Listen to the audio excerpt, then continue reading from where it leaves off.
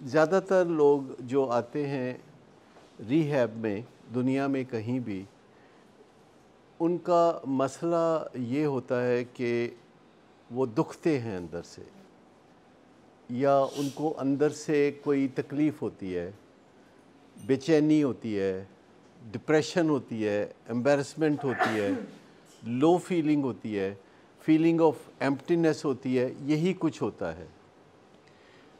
और वो इसको ठीक करने के लिए अपने तौर पर कोई ना कोई नशा करते हैं, या खाना ज़्यादा खाते हैं, या अपनी तवज्जो किसी चीज़ की तरफ कर लेते हैं, जैसे कि फ़िल्म है, मौसीकी है, इबादत है, सोशल वर्क है।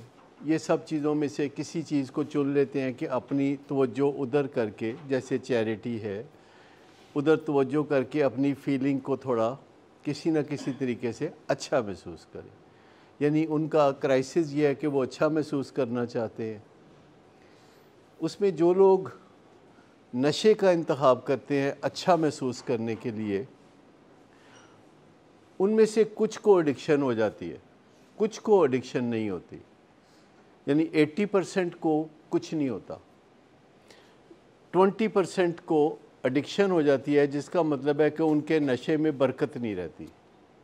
लिहाजा वो जितना ज़्यादा नशा करें, उन्हें एहसास रहता है कि काफ़ी नहीं हुआ, उन्हें लगता है कि उनका काम नहीं हुआ, और वो फिर और नशा करते हैं, फिर उन्हें लगता है काम नहीं हुआ, फिर वो और नशा करते हैं, हत्ता कि नशे की ज़्यादती की वजह से कुछ साइड इफ़ेक्ट्स आने लगते हैं।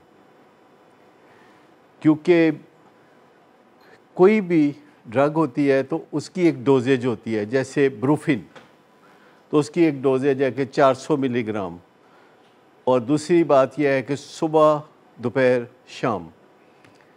तो दो बातें ड्रग्स या मेडिसिन्स के बारे में होती है कि उनकी कोई डोजेज होती है जिसे रिपीट करना होता है कुछ वक्त के बाद। इसी तरह शराब 12 घंटे असर करती है, और उसकी डोजेज होती है 30 CC pure alcohol, 30 CC pure alcohol. ये उसकी डोजेज है, 12 घंटे उसका असर होना चाहिए, लेकिन ऐसा होता नहीं। 20% के साथ डोजेज ज़्यादा पड़ती है ज़रूरत, टाइम जो असर का है वो कम होना शुरू हो जाता है। Doses 60 cc, 100 cc, 200 cc, 400 cc, 1000 cc हो जाती है, और जो उसका असर करने का टाइम है 12 से 10 घंटे, 8 घंटे, 6 घंटे, 4 घंटे, 2 घंटे हो जाता है, बरकत नहीं रही। ये 20% के साथ होता है। और फिर ओवरडोज की वजह से उन्हें साइड इफ़ेक्ट होते हैं, वो एक्सीडेंट करते हैं, उनके घर में मसाइल होते हैं, वो कभी सीढ़ियों में गिरते हैं, कभी वॉशरूम जाके वापस आना भूल जाते हैं। तो इन चीज़ों को देखते हुए ख्याल पैदा होता है कि ये काम छੱਡ दिए, और जब वो ये काम छोड़ देते हैं तो उनको फिर ख़राब मूड का सामना होता है, उनको डिप्रेशन का सामना होता है, सुलगन का सामना होता है, दुख महसूस होता है, एम्प्टीनेस महसूस होती है, बात करने को जी नहीं करता, सड़ा हुआ फिरता है बंदा, और उनके अंदर वो क्रेविंग्स उभरती हैं इन फीलिंग्स की वजह से कि मैं वापस वो नशा कर लूँ। फिर कोई बंदा आके कहते यार कर लो, तो उसको ना करना मुश्किल होता है। कोई जगह है जहाँ ये काम हो रहा है तो बंदा कहता है मैं कर ही लूँ। कोई टाइम ऐसा होता है जिस वक्त ज़्यादा तलब होती है, जैसे शाम का टाइम, तो कहते हैं मैं कर ही लूँ। तो इन सब चीज़ों का नतीजा, यानी दोबारा ख़राब फीलिंग्स जो होती हैं, इन सब चीज़ों का नतीजा है कि फिर वो वापस नशे का फ़ैसला करता है, नशा कर लेता है, फिर ख़राबियाँ शुरू हो जाती हैं। 4 दिन ख़राबियाँ होती हैं, फिर कहता है नहीं मेरा हाल है छोड़ दूँ, तो छोड़ देता है, तो फिर ख़राब फीलिंग शुरू हो जाती है, तो कहता है मेरा ख्याल है कि कर लूँ। जब नशा करता है तो नताइज ख़राब निकलते हैं, जब नशा छोड़ता है तो अच्छा फील नहीं करता।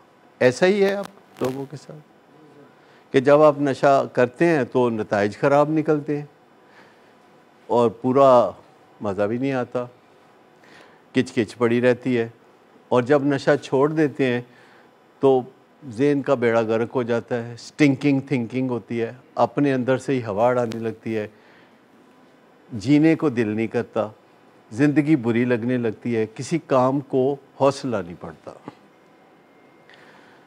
सलाम भी कोई करे तो जवाब देना मुश्किल हो जाता है, ज़हन में ख्याल बुरे बुरे आते हैं, या फिर दिल करता है कि वो पहले वाला काम कर लूँ तो मैं ठीक हो जाऊँगा, और वो पहले वाला काम करते हैं तो उन्हें लगता है मैं ठीक हो गया हूँ।